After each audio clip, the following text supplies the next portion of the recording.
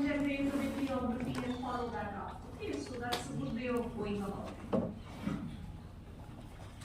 So hers is just the beginning of what you're supposed to do, but you can follow up the references. Anya, Abhinav, Abhirat, Alex, Alvin, Amelia, Anikele, Present, ma'am. Anirudh, Present, ma'am. Anjali, Present, ma'am. Anne, Present, ma'am. Annette, Present, ma'am. Angelina, Anugrah, Arish, Present, ma'am. Arsha, Present, ma'am. Aryan Chauhan, Aryan Malhotra, Aryansh, Bharti, Present, ma'am. Christina, Present, ma'am. Devoto, Dev, Present, ma'am. Divyansh, Nikshita, Present, ma'am. Elva, Present, ma'am. Eva, Present, ma'am. Gloria, Hardik,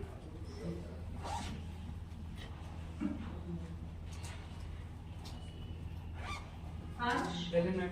Himakshi, Present, ma'am. Himangi, Present, ma'am. Himani, Moksan, Present, ma'am. Ivania, Present, ma'am. Johan, Present, ma'am. Kabir, Kasa, Present, ma'am. Kashish, Khushbu, Kushagra, Present.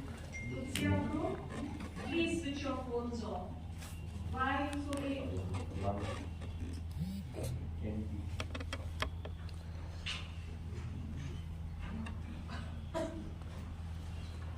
आगे चले अच्छी बात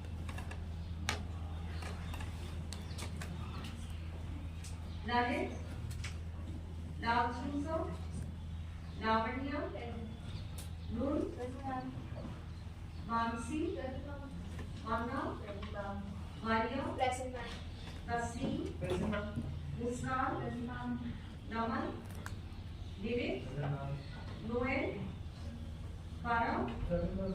Prarthi, Pratyusha, Present, ma'am. Priyanshu, Rahul, Present, ma'am. Veer, Rekha, Present, ma'am. Sidin, Present, ma'am. Saman, Sara, Shrika, Present, ma'am. Sham, Present, ma'am. Shifa, Shivam, Srishti, Present, ma'am. Shubham, Present, ma'am. Sophia, Present, ma'am. Sparsh, Steve, Tanish, Tanu, Present, ma'am. Nancy, Teja, Tia, Tua, Varsika, Varsika, Vidit Jain, Present, ma'am. Vidit Srivastava, Present, ma'am. once more, Yashvardhan. So please follow up the references. To find the things. Okay, to continue with the Satvahanas. Yesterday, I spoken about, we are not quite sure about who the Satvahanas were in terms of their Varna origins and where they came from. So there was a mistake that I made, which is that they are often associated with the Andhra region as their origins, but the sites are actually in what is now Telangana. So the word that's used is of course Andhra, but that's no longer Andhra Pradesh. It's now Telangana, and those are the two sites where coins have been found. So it's Kotalingala and Sangareddy, and these are both now in Telangana. So with the redrawing of state boundaries, I sometimes get a bit confused. So these two sites are now in Telangana. The argument of course remains the same, that the name Andhra and the discovery of early Satvahana coins from what was earlier Andhra Pradesh but is now Telangana has led historians to believe that maybe the Satvahanas began their rule in the eastern Deccan and then spread westwards. But you find early Satvahana inscriptions in Nashik and Narighat. Narighat, which is a very important site, is in Pune district, also in Maharashtra like Nashik. And these suggest the western Deccan as the original power center of the Satvahana. So basically the point is they're not quite sure what social group they belong to. They claim to be Brahmanas, but the Andhras are low down in the social hierarchy, in the Puranas, in Brahmanical literature, and we don't know where they came from, whether they came from what used to be the Andhra Pradesh area, but is now the Andhra Pradesh Telangana area, or from the Nashik Nalekhat area. At any rate, the Satavahanas adopted the title of Lord of Dakshinapatha. Divyansh, if you're sneezing so much, could you please just go? You sneezed as much as you wanted. Is that it? Okay. So, they adopted the title of Lord of Dakshinapatha. I mentioned this yesterday as well. Dakshinapatha, which suggests that they enjoyed sway over a large area of the Deccan. But despite this title, B.D. Chattopadhyay, in the article that I mentioned yesterday, it's a very short article on the transition to the early historic phase in the Deccan, and it's part of your reading list. It's in his Studying Early India. He points out that the Satavahanas do not seem to have administratively integrated the entire Deccan. They had a number of subordinate chiefs who acknowledged their political paramountcy and whose realms and who did not get fully integrated into what very often is called the Satvahana Empire. But it's really obviously somewhat different in nature from the realm of the Mauryas. The Satvahana territories were divided into a number of large administrative divisions, and the term that's used is Ahara. We hear of different types of officials, such as Amatyas, Mahamatras, Mahasenapatis, and we also hear of scribes and record keepers. So remember, this is the early historic period, and writing is really important, and it's the maintenance of records. However, the basic organization of the realm was feudatory. Okay, so this is an important point to make. What is the nature of political organization? And this means that there existed a number of local rulers or subordinate chiefs in the realm, and in the records they appear as Maharathis and Mahabhojas. The Satavahanas exercised political paramountcy over these Maharathis and Mahabhojas, but did not eliminate them, and they continued to be politically significant. And Chattopadhyay actually draws our attention to the importance of numismatic evidence for looking at the Satvahana realm, because coins of local rulers have been found in different localities, and these suggest the presence of these co-sharers in power. And these co-sharers in power existed before the rise of the Satavahanas. They had matrimonial links with the Satavahanas and with one another. So it's not as though with the rise to power of the Satavahanas, these groups came to be eliminated. So Chattopadhyay, for example, tells us that the Satavahanas, despite their claim to great power, did not administratively integrate the empire. And for this, Chattopadhyay draws our attention to the importance of numismatic evidence, and these Maharathis and Mahabhojas. They already appear in the Ashokan inscriptions as the Rathikas and the Bhojas. So these are mentioned in the Ashokan inscriptions, and they seem to have been transformed into Maharathis and Mahabhojas. They predate the Satavahanas, and they continue to exist even as the Satavahanas are ruling their realm. Located in central India, the Satavahanas also appear as something of a bridge between southern and northern political and cultural traditions. The Satavahanas were, and I've already mentioned this, involved in a prolonged conflict with other powers bordering their realm, such as the Shakas of western India, and they clashed particularly over control of important ports such as Brigukacha, that's Broach, and Shulparaka or Sopara. So Bhrigukacha is Bhrigukaccha, and Shurparaka is Surparake.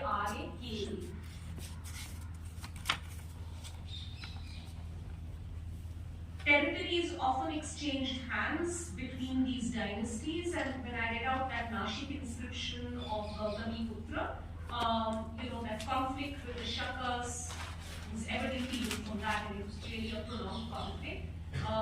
Gautamiputra seems to have won, and therefore the grants that had earlier been made by Kushavadatta were now being extended by Gautamiputra, and I mentioned also the different interpretation of this kind of conflict. Sometimes it's regarded as a conflict between an Indian and a foreign power, but of course the situation is far more complex, and the Shakas get absorbed into the Indian social structure.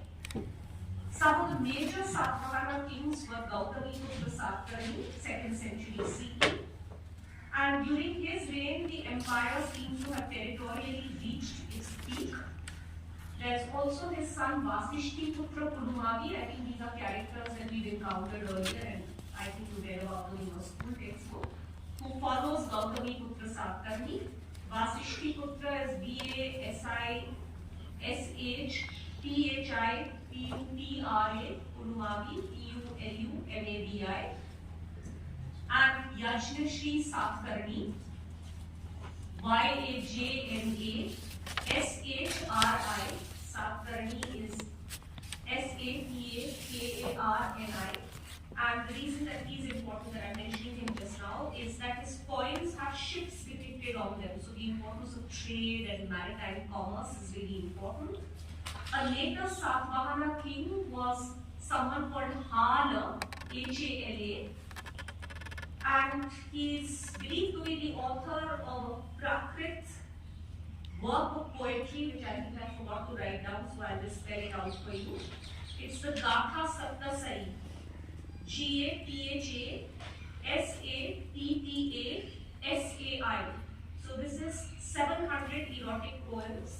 If you read Upinder Singh's, this is not the latest book. Okay, so the latest is the revised edition of the textbook, but before that, just 2 years ago, she published a book called Ancient India Cultural Contradictions, and she has a section on erotic literature. So she draws on Hala's work in that. There's a good translation in the Penguin Classic series by the poet Arvind Krishna Mehrotra. It's called The Absent Traveler. So if you want to follow that up, you can do that. The Satvahanas use their mother's name in their inscriptions. So Gautamiputra, of course, is the son of Gautami Balashri. Balashri is Balashri, and she, like the male members of the family, issued inscriptions. So this is an important and interesting feature. And this may derive from local Deccan kinship traditions, and it may suggest that the Satvahana women played an active role in public affairs. You find this also with the Vakatakas. Prabhavati Gupta marries into the Vakataka family, and she issues inscriptions, gives grants of land, and keeps emphasizing her native genealogy. So perhaps this is to be connected with distinctively Deccan traditions of kinship. Another remarkable aspect about this dynasty is that they issued coins made of lead and an alloy of lead known as potin, P-O-T-I-N. So this is lead and tin. So the point is that this is a monetized economy, or in the post-Mauryan period, in any case, lots of dynasties are busy issuing coins. So this is something that's seen as significant because in the next phase of the courts, in what is called the Gupta post-Gupta period, it's regarded as the early medieval period, R.S. Sharma argues that, in fact, the use of coins declines. So in this, he's drawing on work on feudalism in the West, where the idea is that in the Middle Ages, the dominant social formation is a feudal social formation, a feudal mode of production, and there not only do you have fragmentation of political power, but you have economic retrogression. So networks of trade shrink, urban centers go into decline, and coined currency stops being used, so that there are conditions of natural economy and closed economy. So some of those ideas have been adapted to an Indian context, and they've been actually point by point critiqued by people like B.D. Chattopadhyay, who says, do we see the phenomenon of land grants as suggestive of political fragmentation, or do we see this as a period of intensive state formation? He also argues that you can't talk about urban decay uncritically, but there is perhaps the third urbanization. And many scholars have pointed out that coins continue to be used quite significantly in the early medieval period as well. They are debased, certainly, and I think you've already come across this in Upinder Singh's textbook in that chapter on sources. How do you interpret debasement? Does it suggest that the economy is in bad shape, or does it just mean that there's a shortage of precious metal, and therefore people are debasing coins because there is actually a demand for coined currency? So those are some of the questions that are raised. But the point here is that the Satavahanas are issuing coins of low denomination, and that suggests that coined currency is being used, because if you're only using gold coins, you can only use them for a limited number of transactions. If you're using coins of base metal, it means that you're using coinage in a much more substantial way. Another important feature of the Satvahana period is that the earliest examples of the issue of royal grants of land that carried exemptions are from this period, and this is something that I've already discussed in some detail in looking at epigraphic evidence.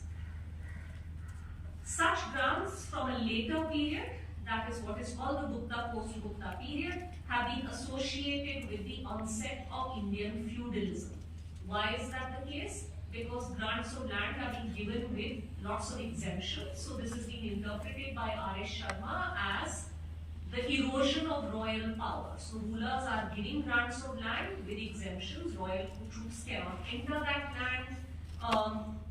That land may be exempt from taxes, it's exempt from mining for salt. So does that mean that rulers are eroding their own power? Why would rulers do that? It's a question of course. R.S. Sharma does attempt to address that, but one has to wonder whether those arguments are entirely convincing.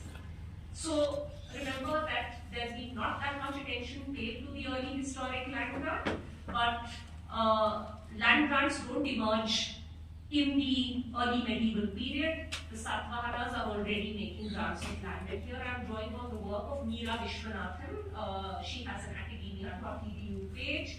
And the article that I drew on in the earlier class comes from a volume that she, Vijay Kumar Singh and Mekula Gomes edited, and this is in the college library. It's called The Social Worlds of Pre-Modern Transactions. But her work on land grants is up on her academia.edu page. So I'll just write down here.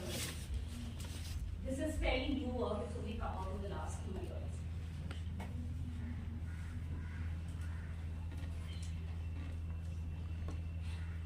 Just to tell you where I've got the stuff that I was using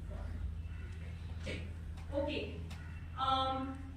When the Satavahanas declined, their place was taken by different dynasties, and I will certainly look at one of them, not 100% sure that I look at the others.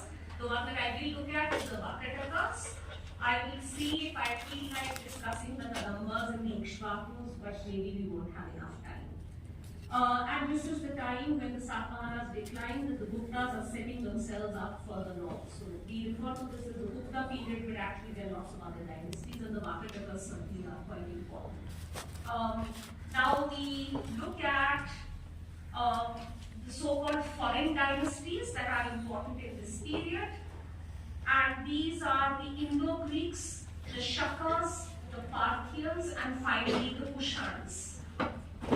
In the post-Mauryan period, the northwest and west central parts of the subcontinent witnessed the rule of not one, but several dynasties of external origin.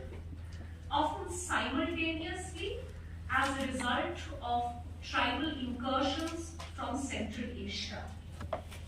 This slowly transformed the character of the Northwest into a cultural crossroads where influences and people from Central Asia and the Indian subcontinent mingled and created a very pluralistic society. The first to come were the Indo-Greeks, and they were from the area northwest of the Hindu Kush Mountains, roughly the area of North Afghanistan. They expanded into the Indus Valley and Punjab and founded a state there. Occasionally, they made inroads as far as the Ganga-Yamuna Doab between the 2nd century BC and the 1st century CE. They are known for and by their coins, which bore legends and portraits of individual rulers, thus facilitating their identification. So we know about a lot of the Indo-Greek rulers from their coins rather than from other sources. Indo-Greek rule in the region was also responsible for the growth of Hellenistic cultural influences seen in town planning and in sculpture. And when I do the economy, which is the next unit, I will read out a description of the town of Ai Khanum. This is taken from the work of Suchandra Ghosh. But I'll do that when I come to it. So basically, all kinds of things are going on in the northwest of the subcontinent, in what is now Pakistan, Afghanistan, and so on. And I'll draw your attention to that. The most famous Indo-Greek king is Menander. He ruled in the 2nd century BCE, and he seems to have embraced Buddhism after an extensive dialogue with a monk called Nagasena. So Menander is Menander, Nagasena is Nagasena, and this is recorded in a text known as the Milinda Parva. Milinda, of course, is the Indianized name of Menander. Milinda Panha, the questions of Menander. The next incursion was of the Central Asian Scythians. I've written that on the board. Scythian, or Shakas, as they came to be known here. They are described in the Dharma Shastra as Vratya Kshatriyas. Bratya, or degraded Kshatriyas, and this is clearly an attempt to assimilate them into the indigenous social system. This was clearly a foreign group which had come to power, so you need to acknowledge that they're there and they are wielding power. Different branches of the Shakas took over different parts of North and Central India, establishing their rule at Taxila, for instance, and at Mathura. Shaka chiefs were known as Kshatrapa, Kshatrapa, and the strongest and longest lasting Shaka presence was in Malwa, where it continued till the 4th century CE.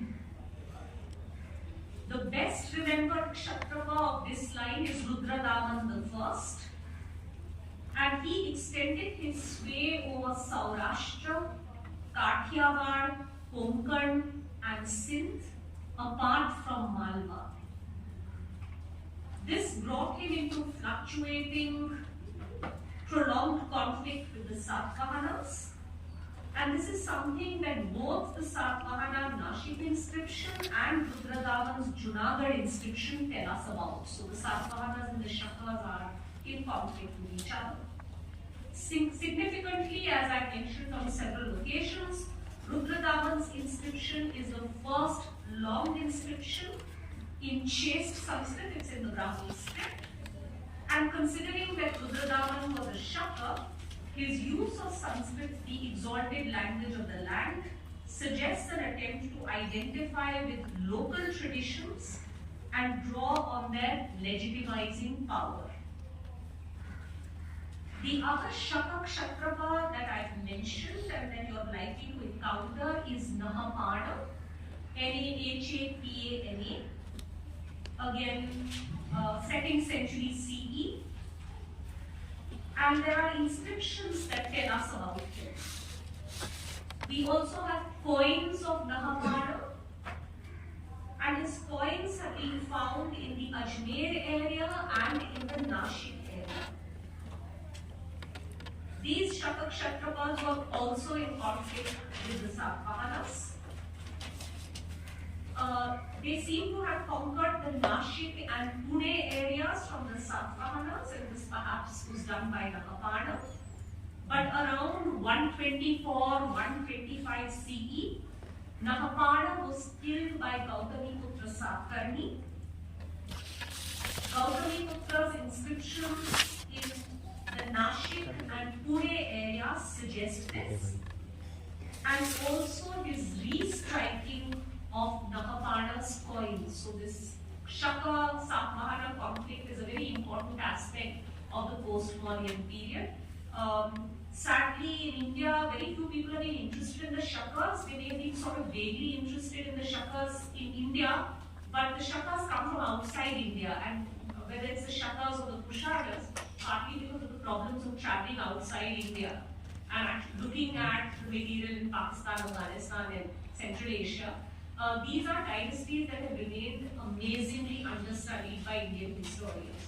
Ranabir Chakravarti, actually, his basic textbook is better on these dynasties in the northwest than most other basic books are, because as I'm sure I've said earlier, it's only the people in Calcutta University who've taken the trouble to study Kharoshti and to be able to work on that area. Now Vinder Singh has got really interested in the Shakas, and that of course is evident in that Funda lecture that I mentioned in the class.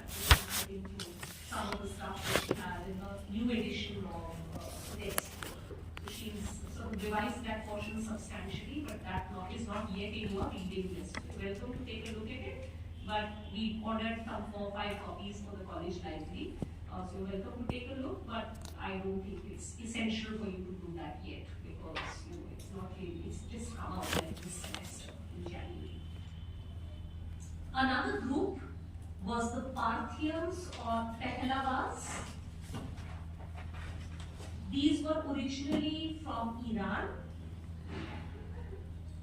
They occupied a relatively minor principality in the northwest, and their best known ruler of the 1st century CE was, the name is spelled in 2 different ways, Gondophares or Gondophanes. So you can use one or the other, either is fine. The Parthians were ousted from northwestern India by the Kushan ruler Kujula Catchises. The name I've also written down here. So Gondophares is Gondopehares, and Kujula Catchises is Kujula, Catchises is Kabdphises. So how do we know this? Because some coins of Gondophares have overstrikes by Kujula Catchises. So what you have is in fact a whole range of movements from Central Asia into the subcontinent, as I have gone on saying from the very beginning of this academic year. India is not a sealed unit, okay? So people are constantly coming in, and there's no ban on ideas either.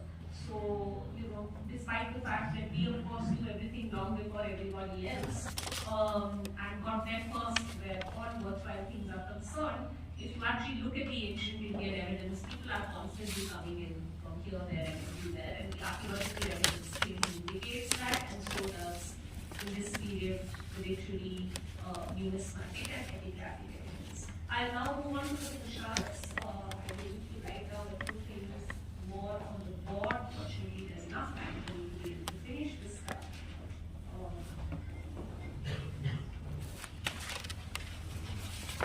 Kujula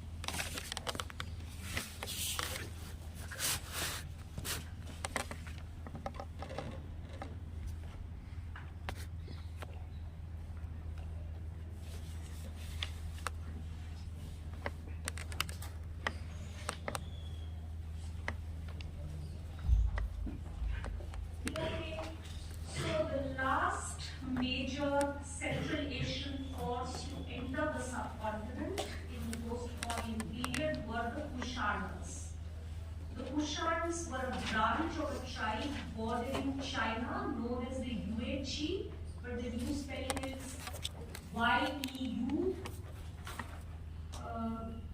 UHZI. Hope I wrote that right. Yes, YUEZHI.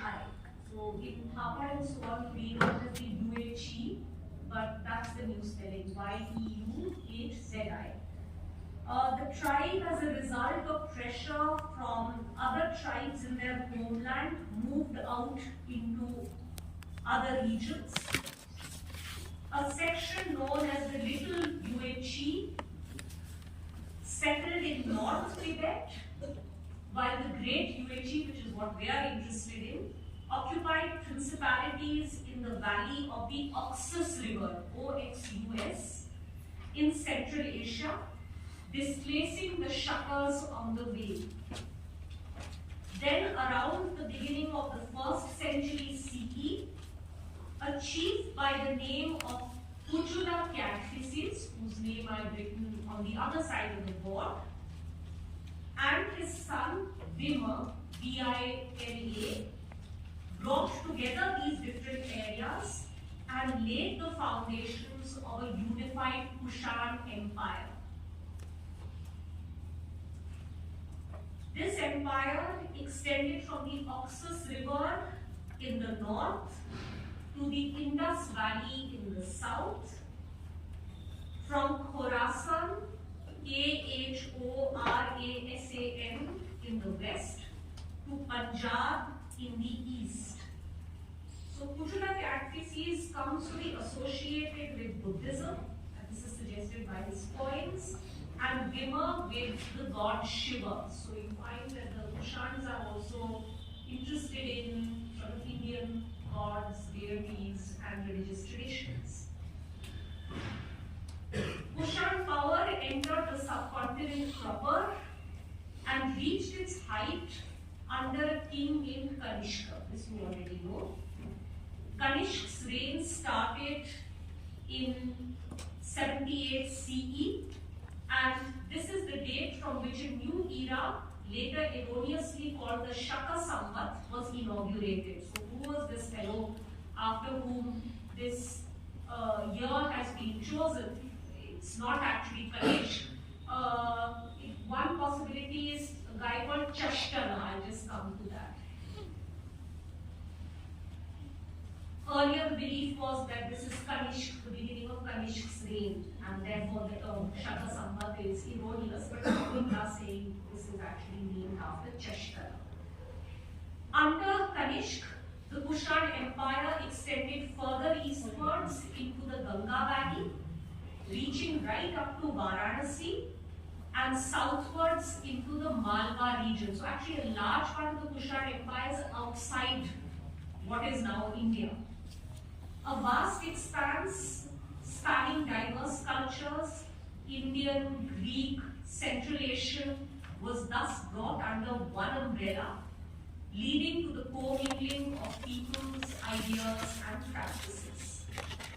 This vast empire also played a strategic role in facilitating trade from China to West Asia and beyond through India, and the famous Great Silk Route passed through its northern fringes.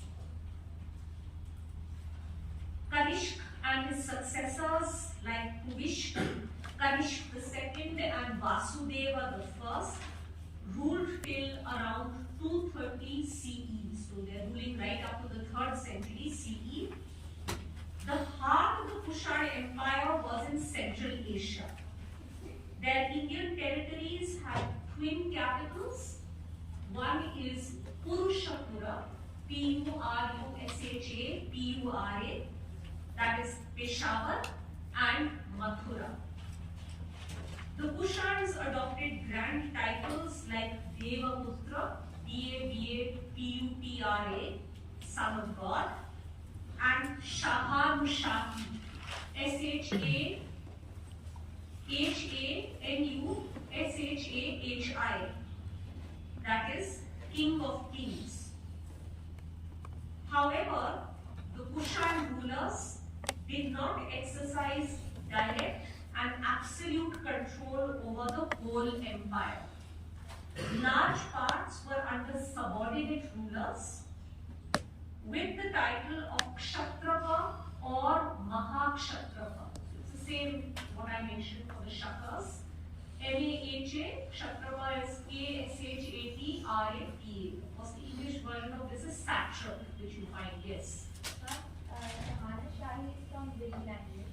Yeah, so one possibility is that this is from Iran.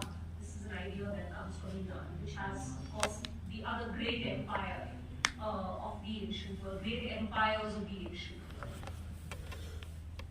world. So one example of a Kshatrapa subordinate ruler is Shashtana, whose name I've also written down, Chashtana, and his grandson was Rudradaman, the later ruler, very famous. Shashtana may have originally ruled as a subordinate of the Kushans in Sindh, and then of course his family becomes politically more important. A very interesting aspect of Kushan kingship is revealed by the remains of temples at Surkh Kotal in Afghanistan and Math near Mathura. Surkhh Kotal, this is in Afghanistan, and Math is near Mathura in MP. Here, stone statues of Kushan kings have been found, leading scholars to wonder whether the images of Kushan kings were also worshipped like those of gods, or were these just royal portraits? In the 1990s, Kanishk's Ravatak inscription, R-A-V-A-T-A-K, Ravatak inscription was found in Afghanistan, along with the ruins of a temple, and this is really important, and that temple is dedicated to Zoroastrian deities. Remember, even Iran has a very strong Zoroastrian presence, and there's Zoroastrian worship that still goes on in pockets of Iran.